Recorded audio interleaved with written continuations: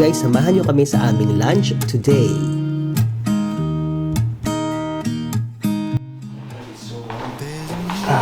It's so hot in here. It's so hot in here. Oh my, this is the first time that I'm going to vlog in English. Everything is in English because we have Alessandro with us.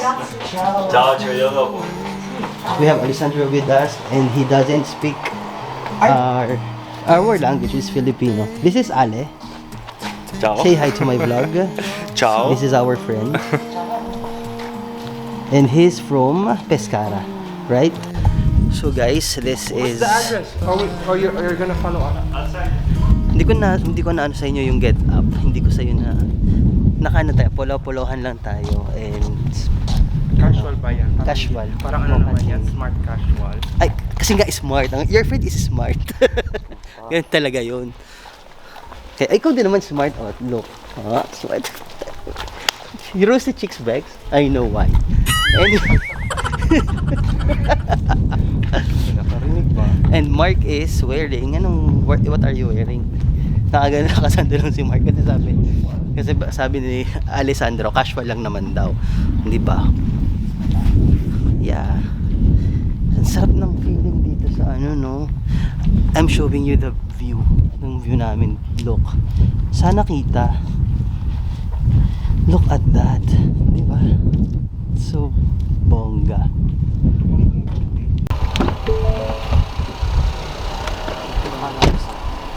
Kasha. Anong tunog? Si Alisa.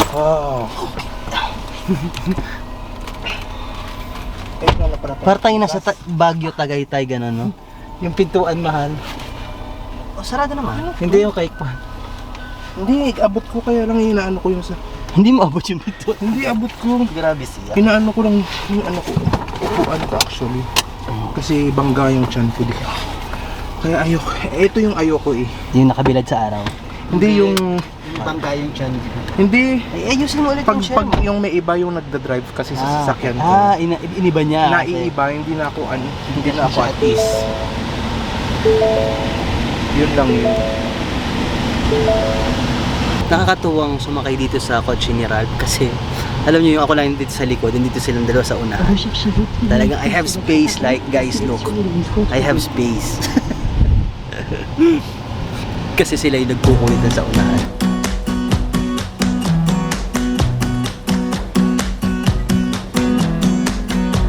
You came along, couldn't look away. Somehow you turned my life completely upside down. And since you've been gone, there's no peace of mind. Foolish heart and healing thought. Squadzet. Squadzet.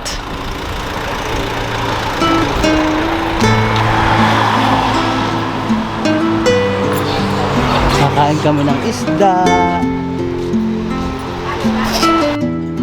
At dito sa Pescara kung saan hitik na hitik ang lamang dagat, dito talaga kami kakain ng mga seafoods na tagang favorite namin.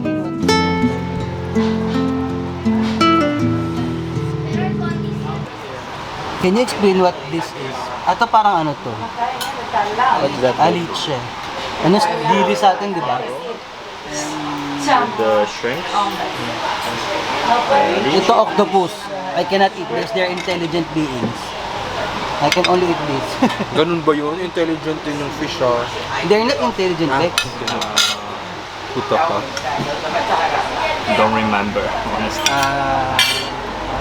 Ano ba yung aliche sa English? Dilis. No, English nga, di. Anchovies. Anchovies. In French? Anchois. Asos yan.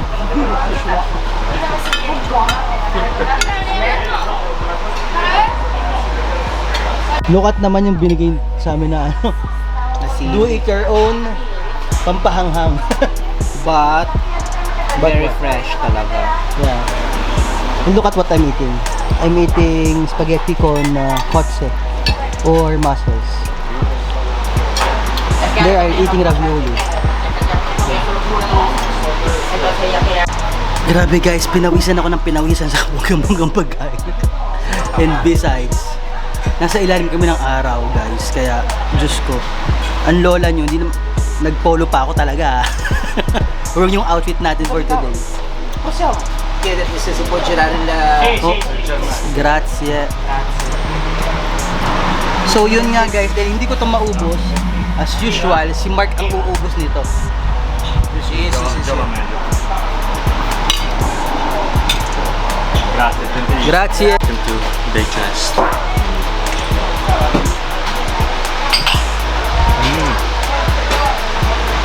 Ito shrimp. Oh yeah, I'm gonna get that. So, lumakang lang tayo ng lumakang. Walang vlog-vlog. Laps na laps. Hanggang nasa sweets na. How is it? Masarap siya, tartufo na may pistachios. But the other thing, What the other thing? you eaten. Masarap din talaga siya, no? Kasi yung kinain ko talaga masarap eh. Alam mo yung taste talaga, yung typical taste ng taga-Kwan. Taga dito. Taga dito, yeah. Kaso, hindi naman talaga tayo familiar. Ngayon ako nakarating dito sa lugar na to. Yun, tayo malasa siya. Ang Kwan. Yan masarap. And what do you think, madam? It's good. Huh? Napaka-Kwan ha, napakatipid ng comment ha. It's good lang. Yeah. And it's your taste, it's okay. And the sweet also, madam. Very good. And the company. The company is Very the bad. best. It's I not the love the best. company. The company is the best. It's the best. Kung hindi the best, pagsasampalin ko kayong dalawa. So, let's finish the lunch. Yeah.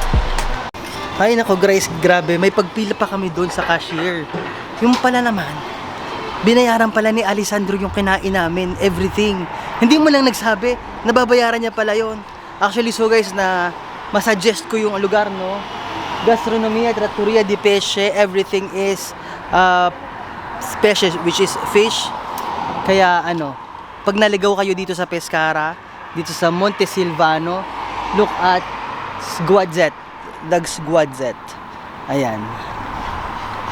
Ilagay na lang natin dito sa ano, ilagay natin dito yung kung saan yung exact address. Napakaganda ng restaurant, malinis and masarap. Yung pala, number one is yung lasa, di ba? Very homey sila. Yun na nga. Tapos nakakatawa pa yung ano, waiter, ang ano niya. You really feel at home, ganon, ang peg. So, kung mapapadaan kayo dito, kain kayo dito. Masarap guys. Siguro ano, 2 thumbs up talaga.